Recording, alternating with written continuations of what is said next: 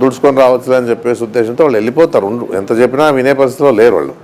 ఒకటి మీ ఫ్యామిలీకి సంబంధించిన విషయం ఇష్టమైతే చెప్పండి, లేకపోతే లేదు. మీ ఫ్యామిలీలో 3 ఎమ్మెల్యేలు 1 ఎమ్మెల్సీ ఉన్నా కూడా క్యాబినెట్లో మాత్రం మంత్రిగా ఏ ఒక్కరికి అవకాశం రాలా. రీసెంట్గా ఎవరో మీ కుటుంబ సభ్యులు ఎవరో స్టేట్మెంట్ కూడా ఇచ్చారు. మీ తల్లిగారి కల్లో కనపడి మా కొడుకుల్లో ఒకళ్ళు మంత్రి అవుతారని చెప్పింది మా తల్లి అని ఒక స్టేట్మెంట్ కూడా ఇచ్చినట్టు కొంత విన్నాను ఎక్కడో.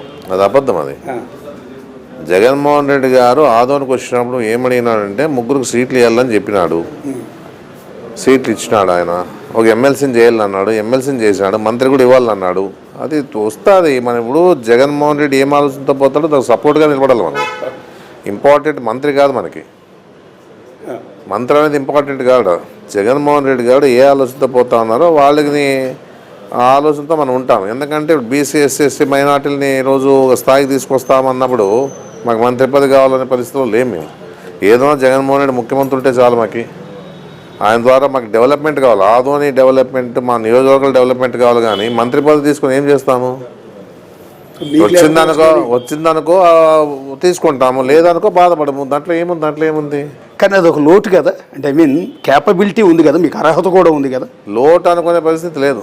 అంటే మీకు ఉండకపోవచ్చు, బాలనాగిరెడ్డి గారికి ఉండొచ్చు. నియోజకవర్గాలు డెవలప్మెంట్ కావాలా, మా నియోజకవర్గాలు డెవలప్మెంట్ కావాలా, వాళ్ళకి అన్ని సౌకర్యాలు ఉండాలా. మా ప్రజలకి వాళ్ళకి ఏది ఉన్నా కూడా వాళ్ళ సంతోషం చూడాలనుకుంటాం. కానీ నేను సంతోషపడేది నా మంత్రి పదవి తీసుకుంటే ఇంకా నాకు బరువే. అది మంత్రి పదవి తీసుకున్నా బరువే. ఎందుకంటే ఇప్పుడే ఏం లేకనే నాకు ఉద్యోగం నీకు ఉద్యోగం అంటారు. ఉన్న పరిస్థితిలో నువ్వు చేస్తూ ఉన్నాము. ఇప్పుడు మెడికల్ కాలేజ్ వచ్చింది, కొన్ని మెడికల్ కాలేజ్ సంబంధించిన ఉద్యోగాలు పిలిచినారు. ఇప్పుడు మామూలుగా జగన్మోహన్ రెడ్డి ఒక తీర్మానం ఉంది, 80% లోకల్ వాళ్ళకి ఇవ్వాలని చెప్పేసి. దీంట్లోనే ఆదోనంతా అప్లై చేసి ఉంటారు. దాంట్లోన మెరిట్ మీద తీసుకుంటా ఉన్నారు. ఈ మెరిట్ అనేది వాళ్ళకి తెలియదు.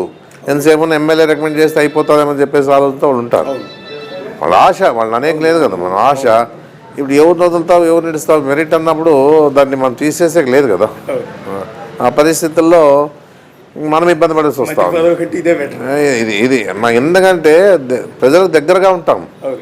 మంత్రి పదవి ఉంటే ఆ హోదాను తీసుకొని ఏదో విహారయాత్ర చేయొచ్చేమో, కానీ ఇక్కడ లోకల్లోన మన పబ్లిక్ దూరం అయిపోతాం. అవును, లాస్ట్ టైం మేము గమనించానండి. చాలామంది నేను ఇంటర్వ్యూ ఎట్లాగే మీలాగా వచ్చి చేస్తున్నప్పుడు టీడీపీ హయాంలో మంత్రులుగా పనిచేసిన వాళ్ళు సేమ్ ఇదే మాట అన్నారు.